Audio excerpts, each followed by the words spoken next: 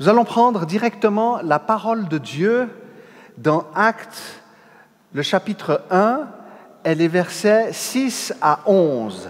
Actes, chapitre 1, les versets 6 à 11. Et le titre du message, du thème de ce matin, c'est « Rassembler en son nom ». Rassembler en son nom, où on pourrait résumer encore plus « tous ensemble ». Si vous vous souvenez, tous ensemble, c'est vraiment le mot d'ordre, rassembler en son nom, que je voulais nous donner ce matin. Alors nous lisons dans les Actes. Alors que les apôtres étaient réunis, ils lui demandèrent, « Seigneur, est-ce à ce moment-là que tu rétabliras le royaume pour Israël ?» Il leur répondit, « Ce n'est pas à vous de connaître les temps ou les moments que le Père a fixés de sa propre autorité, mais vous recevrez une puissance lorsque le Saint-Esprit viendra sur vous, et vous serez mes témoins à Jérusalem, dans toute la Judée, dans la Samarie et jusqu'aux extrémités de la terre. » Après avoir dit cela, il s'éleva dans les airs pendant qu'ils le regardaient, et une nuée le cacha à leurs yeux. Et comme ils avaient les regards fixés vers le ciel, pendant qu'ils s'en allaient, deux hommes habillés de blanc leur apparurent et dirent, « Hommes de Galilée, pourquoi restez-vous à regarder le ciel ? Ce Jésus qui a été enlevé au ciel du milieu de vous reviendra de la même manière que vous l'avez vu aller au ciel. » Amen. Un deuxième texte, 1 Thessaloniciens, le chapitre 4, et les versets 13 à 18. 1 Thessaloniciens 4, 13 à 18. Nous lisons, « Nous ne voulons pas, frères et sœurs, que vous soyez dans l'ignorance au sujet de ceux qui sont morts, afin que vous ne soyez pas dans la tristesse comme les autres, qui n'ont pas d'espérance. En effet, si nous croyons que Jésus est mort et qu'il est ressuscité, nous croyons aussi que Dieu ramènera par Jésus et avec lui ceux qui sont morts. Le Seigneur lui-même, à un signal donné, à la voix d'un archange et au son de la trompette de Dieu, descendra du ciel, et ceux qui sont morts en Christ ressusciteront d'abord.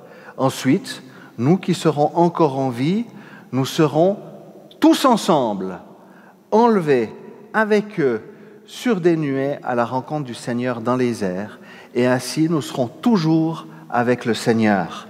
Encouragez-vous donc les uns les autres par ces paroles. Amen. Rassemblés en son nom.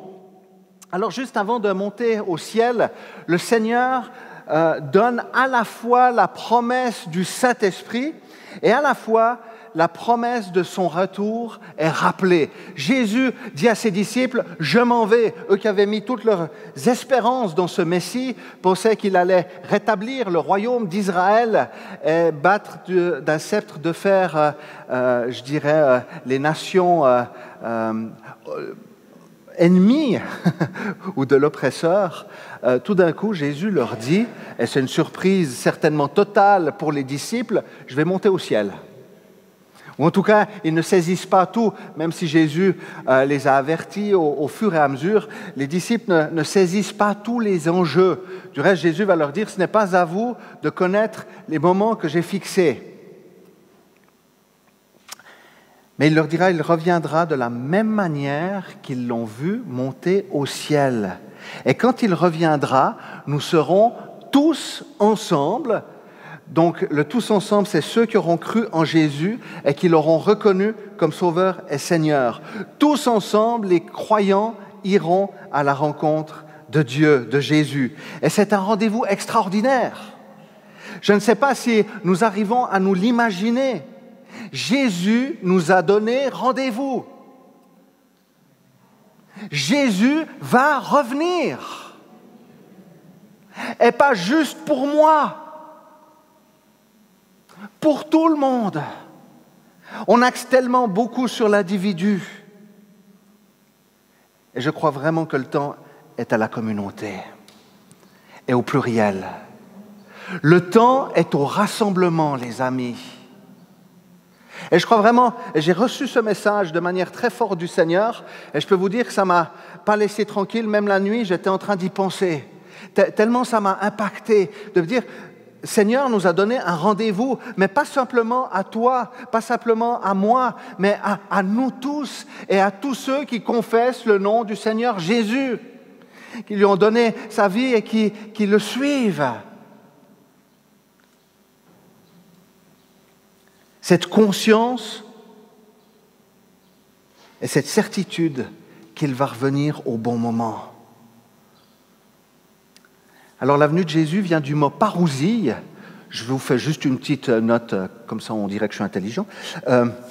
C'est parousia qui est aussi traduit par avènement. Sa venue est le rassemblement auprès de lui de tous ceux qui croient en lui. Et le Nouveau Testament mentionne 24 fois la parousie qui désignait dans le grec hellénistique, donc ancien, l'arrivée d'un empereur, d'un roi ou d'un gouverneur dans une ville ou une province. C'était un événement important qui demandait plusieurs mois de préparatifs et la levée d'impôts spéciaux. Donc quand on savait que cet empereur allait venir, ce gouverneur allait venir, on arrêtait tout pour nous préparer à sa venue. Et puis ce mot parousie est aussi utilisé pour l'arrivée victorieuse d'un général dans un pays. Quand un général était en train d'arriver dans un pays pour y devenir le souverain, c'était ce mot-là, parousie, avènement, retour, qui était utilisé. Alors les disciples ont vécu des moments intenses avec le Seigneur, ils n'ont pas tout saisi, ils ne comprennent encore pas tout, mais le Seigneur leur donne toujours les indications essentielles et nécessaires. Et c'est aussi un encouragement pour toi ce matin, de dire que le Seigneur te donne toujours les indications utiles et nécessaires. Ça ne veut pas dire que tu vas tout comprendre, parce que les disciples ne comprenaient pas tout. Et cela nous amène dans la confiance, mais Jésus nous donne tous les éléments dont nous avons besoin dans le bon timing. Et c'est tellement bon que de le savoir. Jésus avait dit à ses disciples, « Voici que l'heure vient, elle est déjà venue, où vous serez dispersés chacun de votre côté et me laisserez seul. Cependant, je ne suis pas seul, car le Père est avec moi. » Et pour cette raison, Jésus a rassemblé ses disciples en Galilée pour leur donner ses dernières instructions. Et le désir de Dieu a toujours été de rassembler son peuple, ceux qui croient en lui. Et ça fait vraiment partie du cœur de Dieu. Cette notion de rassembler est très forte dans l'Ancien Testament pour l'Israël dispersé. Le Seigneur rassemblera ceux qui lui appartiennent et c'est une magnifique perspective pour nous. Le cœur de Jésus était de rassembler les enfants de Jérusalem comme une poule rassemble ses poussins. Matthieu 23, 37. Il avait dit à ses disciples, « J'ai encore d'autres brebis qui ne sont pas de cet enclos. Celles-là aussi, il faut que je les amène. Elles écouteront ma voix et il y aura un seul troupeau, un seul berger. » Il a parlé des nations païennes. Et c'est intéressant de voir, je ne vais pas tout développer ce matin, mais juste nous interpeller. Seigneur ne dit pas, « J'aurai d'autres brebis ». Mais il dit « j'ai ». J'ai d'autres brebis qui ne font pas partie de cet enclos-là. Donc le Seigneur, dans sa perspective, avait déjà le projet que nous soyons tous rassemblés autour de Yeshua. Tous rassemblés autour de Jésus. Et c'est pour ça qu'il donnera aussi cette mission aux disciples de proclamer cette bonne nouvelle du salut. 1 Timothée 2,4 nous dit ceci, il veut que tous les hommes soient sauvés et parviennent à la connaissance de la vérité. Je ne sais pas si... vous êtes avec moi? Ok. Je ne sais pas si vous avez déjà vu, là, je regarde de temps en temps certaines petites vidéos qu'on appelle des shorts. Alors, vous inquiétez pas, je ne passe pas mes journées dessus, mais j'ai été très interpellé de voir le berger qui rassemblait son troupeau de brebis.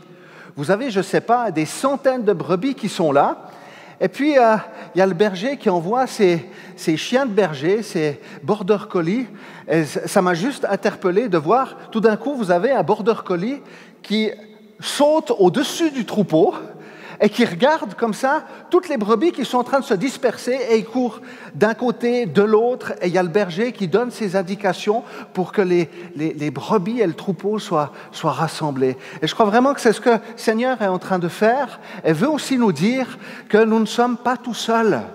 Souvent, on est coincé dans notre propre réalité, dans nos propres choses, dans notre propre contexte, mais le monde chrétien est beaucoup plus vaste et beaucoup plus large qu'ici à Gilamont.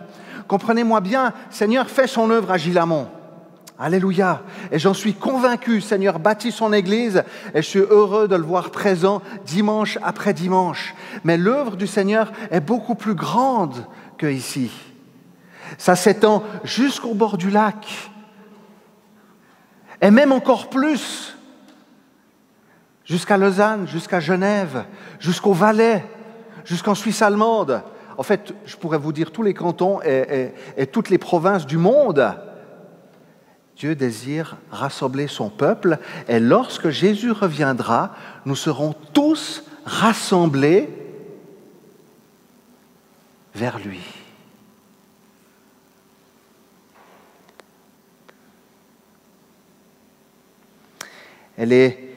Matthieu 24, 14 dit ceci, « Cette bonne nouvelle du royaume sera proclamée dans le monde entier pour servir de témoignage à toutes les nations, alors viendra la fin. » Matthieu 24, 14. Et les disciples sont envoyés dans cette moisson, cette évangélisation, d'être des témoins, portant cet appel de Dieu à ce rassemblement en son nom. Comme Paul le disait dans 2 Corinthiens 5, 20, « Nous supplions pour Christ, soyez réconciliés avec Dieu. » Et c'est ma prière pour nous ce matin, que notre vie soit le reflet de cette prière-là, de cette interpellation-là. Nous vous supplions, soyez réconciliés avec Christ. Que notre vie manifeste cela. Pas simplement par nos propres forces, mais parce que l'Esprit de Dieu habite en nous. Et ce qui me frappe à la Pentecôte, c'est que quand l'Esprit descend sur les disciples, c'est qu'ils parlent dans des langues diverses et que les autres peuples comprennent. Les disciples et les apôtres vont commencer à parler des langues diverses que le peuple va comprendre à ce moment-là. Et c'est intéressant de voir qu'en fait, le Seigneur nous parle dans des langues compréhensibles. Alors comprenez-moi bien, je crois aussi que le Seigneur nous donne des langues pour l'édification, que nous pouvons dire, que tout le monde ne comprend pas forcément, et puis qui peuvent être aussi traduites. Je crois aussi à cela, mais c'est intéressant de voir qu'à la Pentecôte, Dieu se révèle à son peuple avec un langage compréhensible. Mettons-nous à la hauteur des gens. Je me souviens, un de mes maîtres de stage, j'en ai eu 2 pour m'encadrer,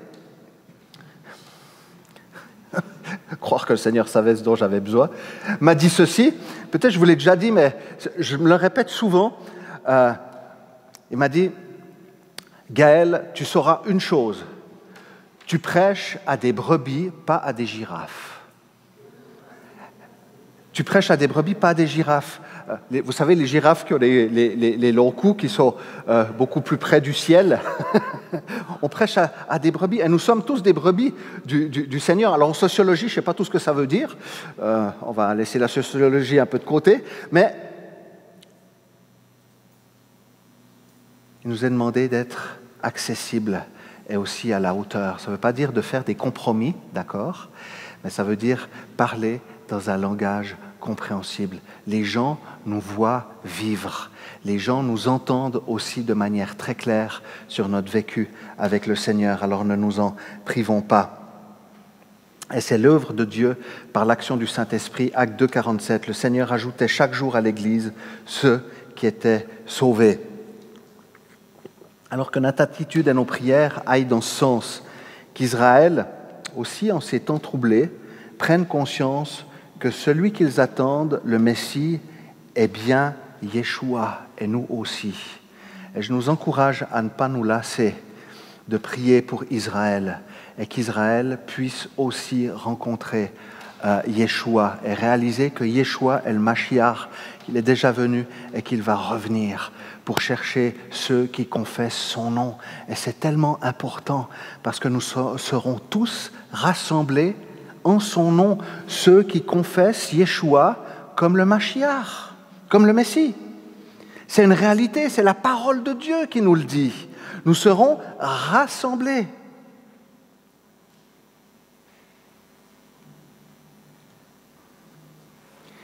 Les disciples vont aussi se rassembler pour demander le Saint-Esprit. Ils vont être 120 à la Pentecôte. Et c'est ce que nous allons vivre dimanche prochain, cette fête de la Pentecôte, le don du Saint-Esprit. Et il y a cette interpellation et cette importance de rester ensemble. Et la tentation de fuir est immense, surtout quand il y a de l'incompréhension, du doute, des déceptions, de la rancœur.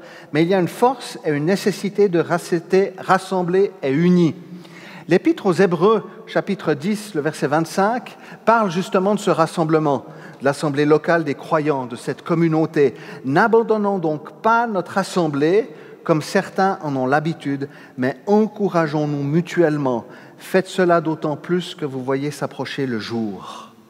Et le jour, c'est bien celui où Jésus reviendra en gloire, rechercher, rassembler ceux qui lui appartiennent et juger le monde.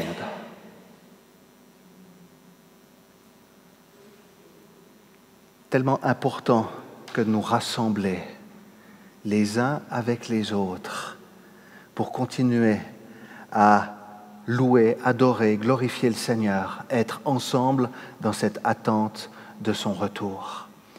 J'ai été choqué, certainement comme vous, l'effondrement du glacier à Blatten. Vous l'avez vu? J'étais tellement bouleversé de voir cela. J'étais en semaine de formation d'aumônerie d'urgence et on regardait les photos presque heure après heure en voyant ce glacier qui était en train de descendre et on s'est bien rendu compte que cela était inévitable. Et on a vu, et je prie vraiment pour toutes ces personnes qui ont perdu en une fraction de seconde le travail de toute une vie. Rendez-vous compte le bouleversement des vies. Il reste dans le village 10 maisons, à peine 10 maisons qui sont encore debout. Et nous savons que la rivière est en train de déborder et risque encore d'amener davantage de dégâts. Et ce qui est arrivé là était inévitable, inéluctable. Jésus nous a prévenus de ces choses-là. Il nous a prévenus qu'il y aurait des catastrophes naturelles qui se passeraient. Il a prévenu qu'il y aurait des tremblements de terre, mais il a aussi prévenu que l'amour du plus grand nombre se refroidira. Et l'Écriture nous dit que dans les derniers temps, avant le retour de Jésus, il faut que l'apostasie arrive d'abord.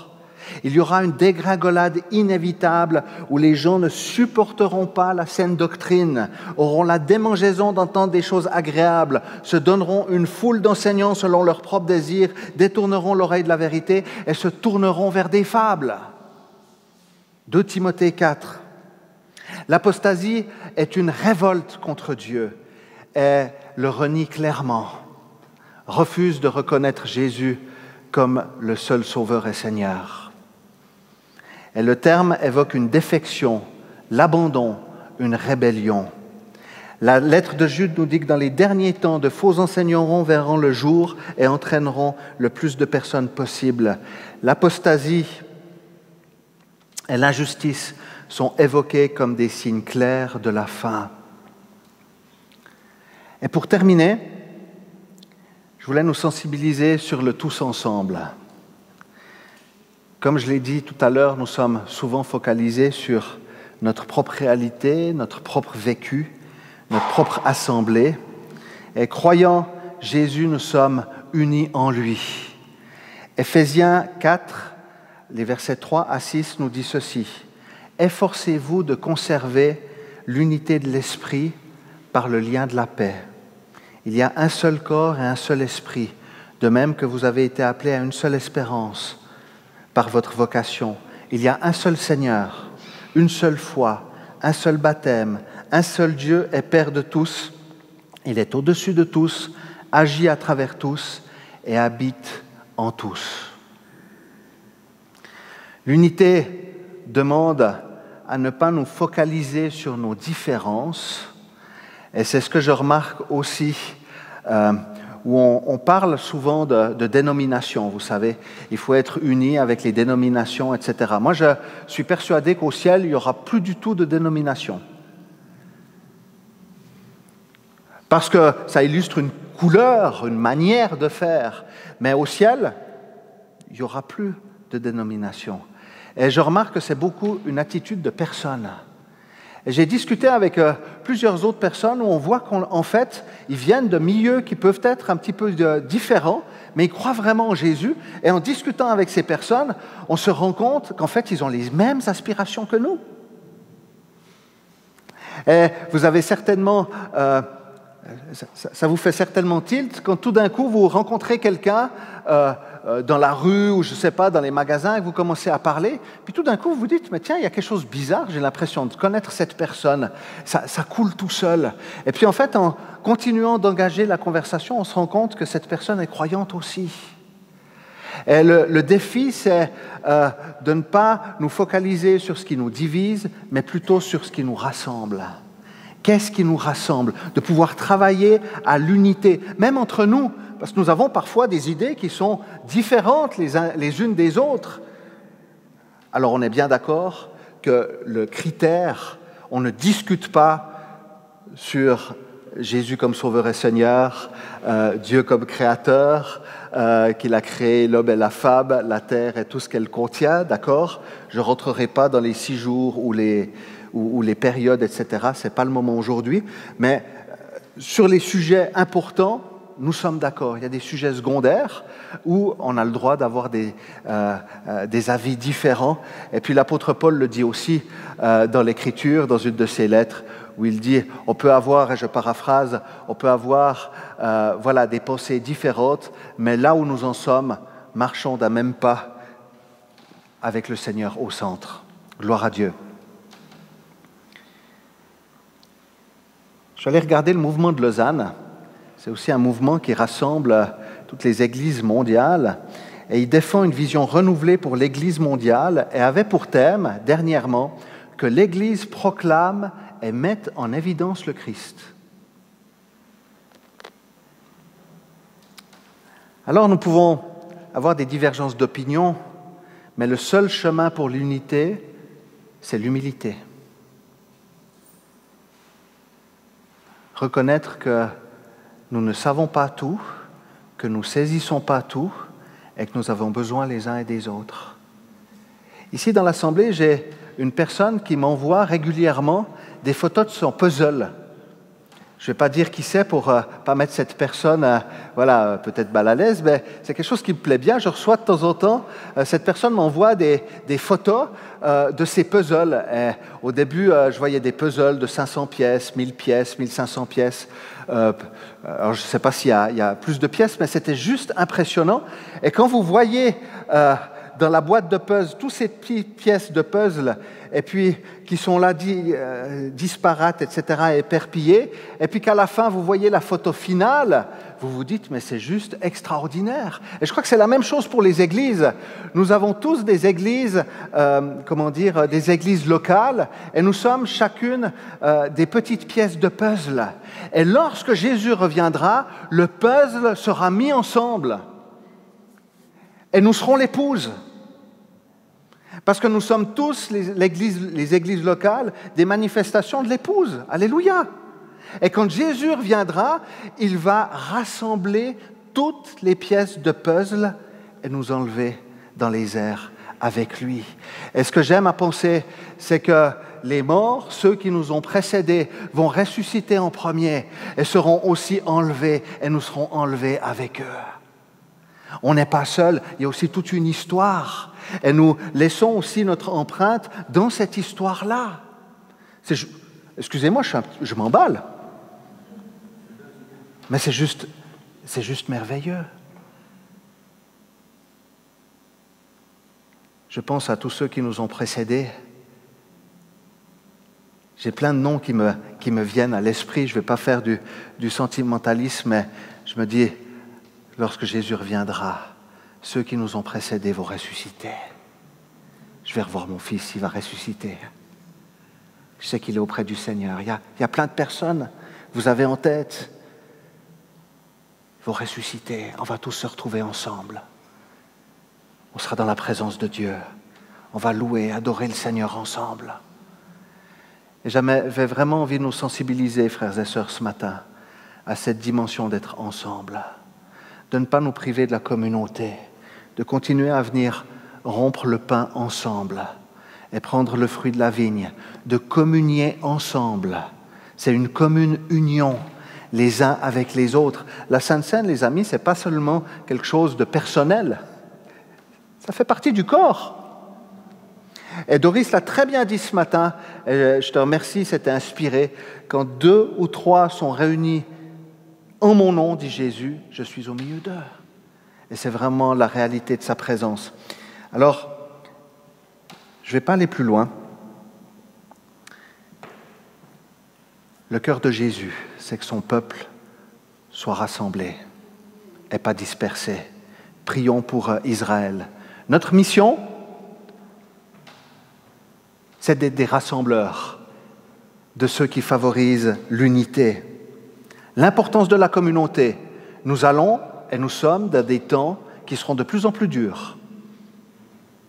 Nous avons cette nécessité de nous rencontrer, de mettre la parole de Dieu au centre, le Seigneur au centre, et d'avancer ensemble.